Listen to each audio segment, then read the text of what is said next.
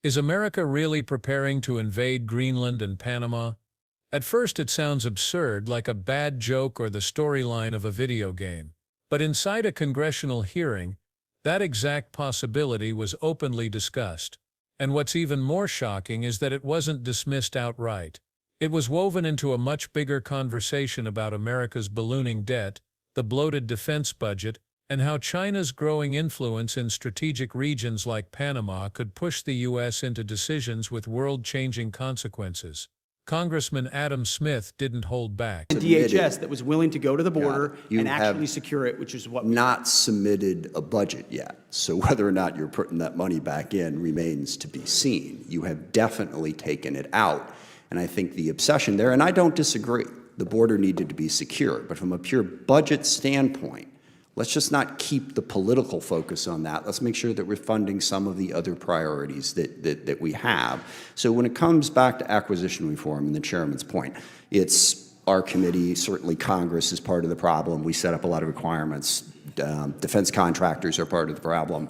I'm curious, how would you get after reforming the culture at the Pentagon so that you can move faster, number one, and number two, how would you get after the defense contractors that push the requirements process? And specifically, what would you do about the requirements process to try to speed things up? Well, first of all, I think gold plating is a real problem, sir. I mean, across the department. Interesting to use the word gold in this particular context, but yes, I agree with you, actually. We maybe could use a little bit more silver plating on occasion. A recognition that the 99% solution is oftentimes the enemy of the 85% solution that delivers 2 years sooner. And that's contractors and other companies wanting to do right, but trying to do too much and overpromise, and then they're under-delivering, and the warfighter not always wanting to do right. In some cases, just wanting to make money, so, but yes. The change is also in acquisitions about people. You need reformers in these positions. I'm here to be a disruptor of those processes. Our deputy secretary has extensive business experience. The types of people we're bringing in as undersecretaries have been disruptors and innovators in the private sector who recognize that bureaucracy can be dysfunctional and needs to be disrupted. So it's taking outside-the-box unique approaches. I mean, virtual design is a big example. How many times are we going to build something physically that takes a year to build when you could use AI and computing power, design it virtually, identify the flaws, and move more quickly, or create open architecture so you can move. Our committee stands ready to work with you. I mean, there's 500 different things we can do, and we're doing them. Yeah, and I'm sincerely concerned about this. Is it the policy of the Department of Defense that we need to be prepared to take Greenland and Panama by force if necessary? Is this a policy that you have within the Department of Defense in accordance with the President's wishes?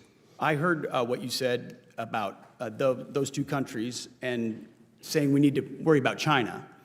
Well, we are worried about China. That wasn't my concern. China's malign influence in Panama. I was concerned with us China has control of the using military or force malign to influence take another sovereign country's territory. We should pay attention to that. Right. So Panama is very key terrain that we've focused on, and we've been willing to focus so we on, should as take it, is Greenland. We should take it by military force. They're important. I'm not going to argue with that. The Arctic is I'm incredibly arguing with important. using our military to take it by force. Our job at the DOD is to have plans. Do you have a plan for that?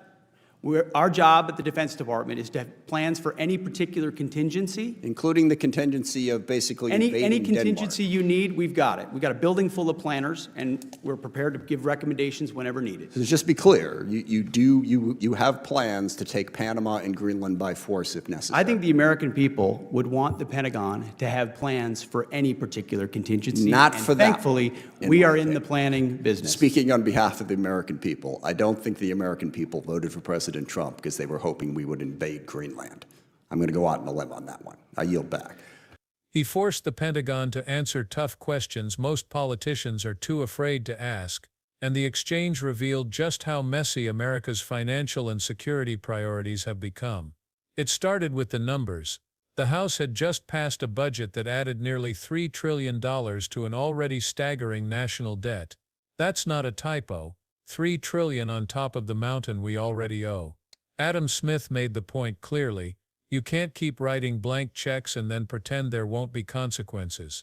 If we truly want to spend money on defense or on border security, or anywhere else, then someone has to be willing to pay for it. But in Washington, discipline rarely wins.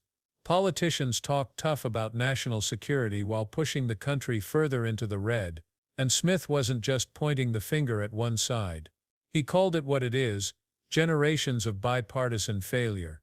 From there, he went straight for one of the most contentious issues in American politics, the southern border. Secretary Pete Hegseth had just claimed that illegal border crossings were down 99% and that the border was secure. But Smith challenged the logic. If the border really is secure, why are we taking $1 billion away from military construction, money that was supposed to go to building barracks for troops, and shifting it to the border instead?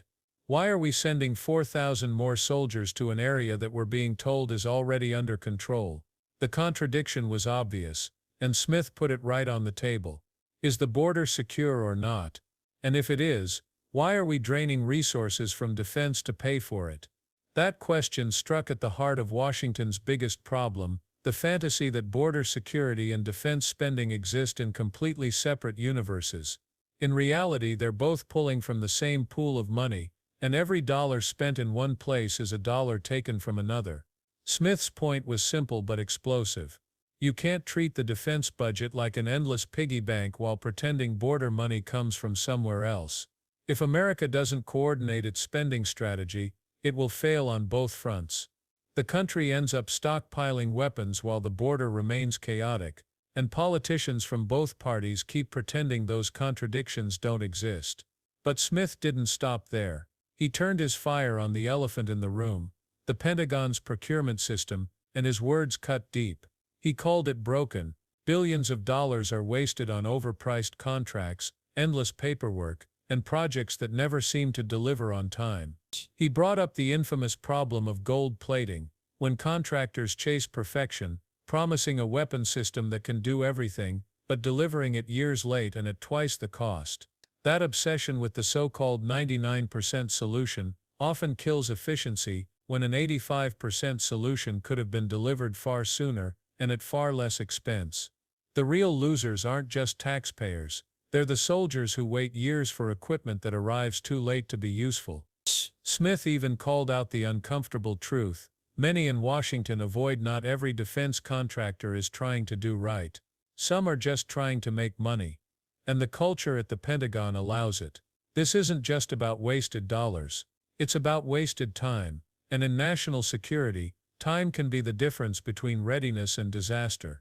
Smith demanded cultural reform inside the Department of Defense, not just budget reform. He argued that the people in charge of acquisitions need to be reformers, outsiders with the willpower to cut through red tape, push back against lobbyists, and get things done faster. His suggestion was bold: bring in private sector experts who actually know how to innovate quickly, cut costs, and deliver results. That point led naturally into his next warning. The Pentagon can't keep operating like it's 1985, while the rest of the world races ahead with artificial intelligence, virtual design, and next-generation technology. Smith highlighted the obvious: why are we still physically building and testing systems for years when we have the computing power to simulate and identify flaws virtually? AI could cut timelines dramatically, saving money and delivering capabilities sooner. But instead, the bureaucracy drags its feet, chained to outdated processes that guarantee delays. Smith's message was blunt: embrace disruptive innovation or get left behind. And in a world moving at warp speed, getting left behind could be fatal. Then came the question that made the room fall silent: does the Pentagon really have plans to take Greenland and Panama by military force if necessary? Pete Hegseth's answer was evasive but telling. He insisted the Department of Defense has contingency plans for every possible scenario. That includes Greenland. That includes Panama. And Smith made it clear just how insane that sounds to the average American. Nobody voted for a president with the hope that U.S. troops would one day invade Greenland. Nobody sent leaders to Washington dreaming of war over Panama. Yet the fact that these scenarios are even discussed shows just how far Washington's priorities have drifted. But Smith wasn't simply mocking the absurdity. He was pointing to a very real danger that most Americans haven't even considered: China's creeping influence in Panama.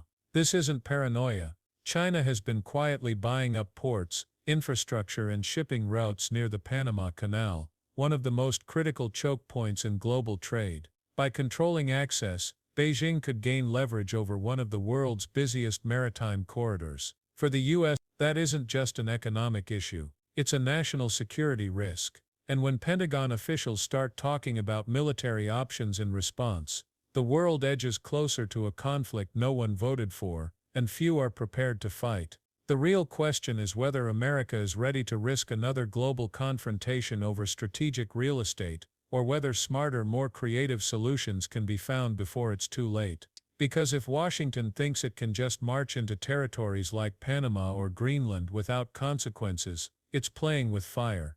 And the fire this time wouldn't be contained to one region. It could spread globally, dragging the U.S. into another forever war that drains resources, deepens debt, and destabilizes the world. Adam Smith's warning should not be ignored. He exposed the contradictions at the core of America's security policy. We are piling on debt while pretending money is infinite. We are shifting funds from defense to the border while calling both priorities secure. We are wasting billions on procurement while our adversaries move faster. And we are entertaining reckless fantasies of territorial grabs in an era when even whispers of such actions could spark global chaos. The message is clear: America doesn't need more blank checks. It needs a strategy that balances border security and defense, a strategy that embraces innovation instead of clinging to broken systems, a strategy that keeps the country competitive without bankrupting it in the process. So now the question comes to you.